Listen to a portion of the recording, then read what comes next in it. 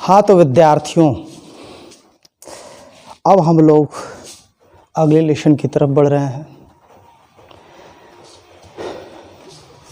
Integration की कई विधियाँ होती हैं। अब तक हम लोग इंटीग्रेशन के ट्रांसफॉर्मेशन मेथड पे काम कर रहे थे, मतलब जो दिया हुआ था बस उसी का रूप थोड़ा बहुत फार्मूला से इधर उधर बदल के और तब इंटीग्रेट टेबल बना करके और तब इंटीग्रेशन करते थे।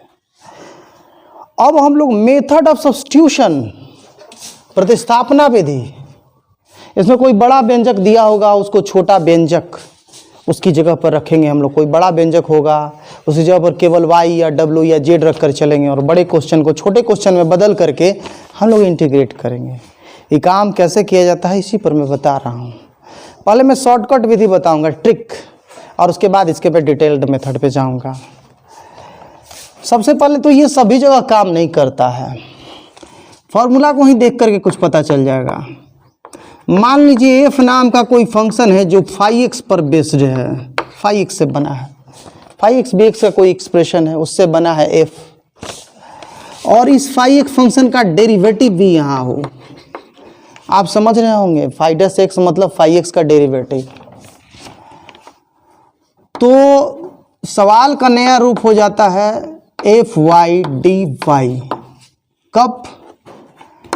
जहाँ हम फाई एक्स को y मानते हैं तब, जहाँ फाई एक्स बराबर y लेते हैं। ये कब ले रहे हैं हम?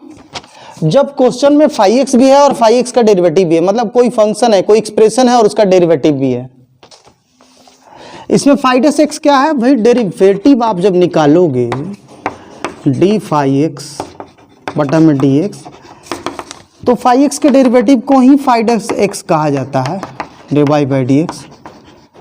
और बटा के नीचे वाला डी एक्स को मैं इधर ला रहा हूँ। आता नहीं है ट्रिक मैं शॉर्टकट में सवाल बनाने की तकनीक पर क्यों बात कर रहा हूँ। ट्रिक मतलब धोखा होता है, मतलब ये ओरिजिनल मेथड नहीं होता है। यहाँ कुछ गड़बड़ करते हैं और फिर गलत तरीके से सही वाला डिसीजन हम लोग ले लेते हैं, एक दूसरे रास्ते का इस्तेमाल करके। तकनीकी रूप से ये गलत रास्ता है मगर सही रिजल्ट देता है, और इसी इस्तेमाल से तो डी एक्स इधर लाएंगे तो phi dash x d x बराबर डी वाई। तो सवाल का ये जो नया रूप, ये क्वेश्चन था हमारा f phi x phi dash x d x, तो सवाल में क्या हो जाएगा? सवाल हो जाएगा एफ फाई एक्स की जगह हम लोगों ने रख दिया y और phi dash x d x की जगह रख दिया dy। तो सवाल छोटा हो गया, बड़ा से छोटा। इसके डिटेल्ड मेथड पर मैं आज ही बात करूंगा, लेकिन ठहरिए थोड़ा, इसी को भी थोड़ा देखा जाए। मान लीजिए कहीं क्वेश्चन है आपका साइन 1 बटा साइन लॉग एक्स इंटू 1 बटा एक्स। थोड़ा बड़ा क्वेश्चन है ना, लेकिन ध्यान दीजिए यहीं log x है और फिर log x का डेरिवेटिव भी है। तो जब कोई फंक्शन हो और उसका डेरिवेटिव भी हो तो वहीं पर ये तकनीक ज़्यादा काम आता है। जो फंक्शन दिया हुआ है उस फंक्शन को हम लोग y मानेंगे। सुना आपने? यहाँ मैंने यही ना कहा कि फंक्शन हो और उसका डेरिवेटिव हो तो फंक्शन को y वहाँ मानते हैं और फिर डेरिवेटिव निकालते हैं। ट्रिक से चल रहे हैं। डेरिवेटिव log x का डेरिवेटिव 1 बाई एक्स हुआ, dx इधर लाए, 1 बाई एक्स डी एक्स बराबर डी वाई। तो जो सवाल, थोड़ी देर के लिए चलिए हम इसको i मान लेते हैं। तो i का नया रूप साइन log x की जगह तो y लिख दिए और 1 बाई एक्स डी एक्स की जगह डी वाई। तो सवाल ये छोटा ना हो गया, साइन y का इंटीग्रल हो गया माइनस कॉस y प्लस सी। ये ट्रिक है, ये ओरिजिनल मेथड नहीं है। ओरिजिनल मेथड में अभी आ रहा हूँ, घबराइए मत, है ना। ओरिजिनल मेथड पर मैं आने वाला हूँ, बिना बताए उसके काम नहीं होगा। मगर ज़रा शॉर्टकट प्रोसेस से काम तो एक दो कर लें। ध्यान दे रहे हैं आप लोग क्या कर रहे हैं हम लोग? अब आइए मैं डिटेल्ड प्रोसेस पे, या चलिए डिटेल्ड प्रोसेस पर ही आते हैं, क्योंकि जो प्रोसेस हमने यूज़ किया था वो तो ट्रिक था, वो तो असल मेथड था नहीं। तो असल मेथड क्या है, क्यों होता है? Very simple. सबसे पहले तो आपको पहले ही यहाँ बोला गया कि ये तब करना है जब आप फाई एक्स को y मान रहे हैं, और वो भी वहाँ फाई एक्स का डेरिवेटिव दिया है फाई डैश एक्स। हाँ, वो कैसे मिलता है? फाइव डैश एक्स क्या होता है? तो फाइव एक्स का ही डेरिवेटिव होता है डिवाई बाई डी एक्स। तो यही फाइव डैश एक्स है डिवाई बाई डी एक्स। यहीं पर एक और बात, जब आप फाइव एक्स को वाई मान, ये तो यहाँ ये हो गया। अब आइए यहाँ की बात मैं करता हूँ कि ये दोनों बराबर कैसे होगा। माना कि इसका इंटीग्रल यू है, चलिए थोड़ी देर के लिए एफ वाई डी वाई, माना कि इसका इंटीग्रल यू है, तो ध्यान दीजिए इंटीग्रेशन और डिफरेंशिएशन एक दूसरे का उल्टा ना होता है।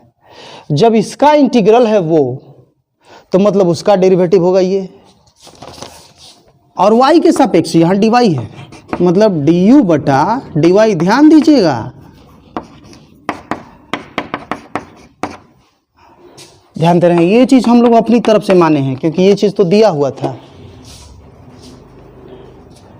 माना कि इस छोटे फंक्शन का इंटीग्रल है u, अब हम लोग बाद में साबित करेंगे कि इस बड़े फंक्शन का भी इंटीग्रल है u।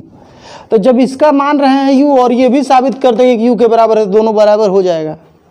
तो पहले हम इस छोटे फंक्शन का इंटीग्रल u माने कि एक तरह से कि एफ वाई का डेरिवेटिव इंटीग्रल y के सापेक्ष है u, मतलब u का डेरिवेटिव y के सापेक्ष है एफ वाई। ध्यान दे रहे हैं, ये चीज़ हुआ हम लोग का। अब ये जो हमको साबित करना है, हम यहाँ माने थे कि इसका इंटीग्रल u है, तो हमको साबित करना है कि इसका भी इंटीग्रल u है। मतलब जैसे u का डेरिवेटिव करने से ये आएगा, तो u का डेरिवेटिव करने से ये भी आएगा। हाँ, u का डेरिवेटिव y के सापेक्ष ये होगा और u का डेरिवेटिव x के सापेक्ष ये होगा। तो u का डेरिवेटिव x के सापेक्ष, यहाँ हम अपने मन से u का डेरिवेटिव x के सापेक्ष निकाल रहे हैं। थोड़ा सा ध्यान दीजिएगा, हमको निकाल के साबित करना है कि u का डेरिवेटिव x के सापेक्ष ये वाला होगा। अगर हम ये साबित कर देते हैं कि u का डेरिवेटिव ये है, मतलब इसका इंटीग्रल u होगा, तो u का डेरिवेटिव x के सापेक्ष। मगर आप देख रहे हैं u का डेरिवेटिव x के सापेक्ष नहीं मालूम है, u का डेरिवेटिव तो y के सापेक्ष मालूम है, तो कहेंगे du बटा dy। फिर चेन रूल से जो नीचे लिखेंगे वही ऊपर, dy बटा dx।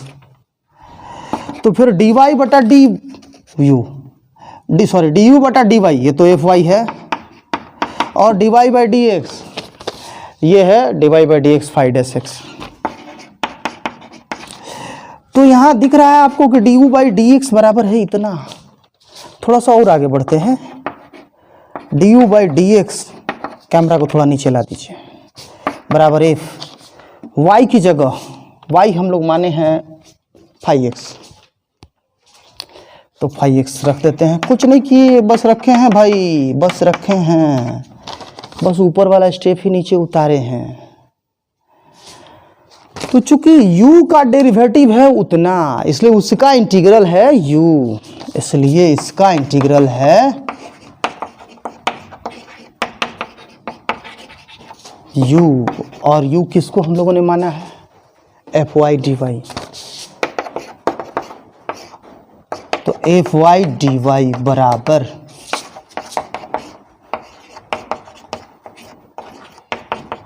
ये साबित हो गया हमारा। ध्यान दीजिएगा, ये तो दिया ही हुआ है। फाइव यहाँ फिर से लाइए कैमरा जरा, अच्छा ठीक है, तब तो 5x बराबर y ये तो दिया ही हुआ है, तो dy बाई dx 5x होगा, ये लिखी थी। और मैंने कहा बस दूसरे पक्ष को आप u मान लो। आप जब मानोगे कि इसका इंटीग्रल u है तो u का डेरिवेटिव ये होगा ही।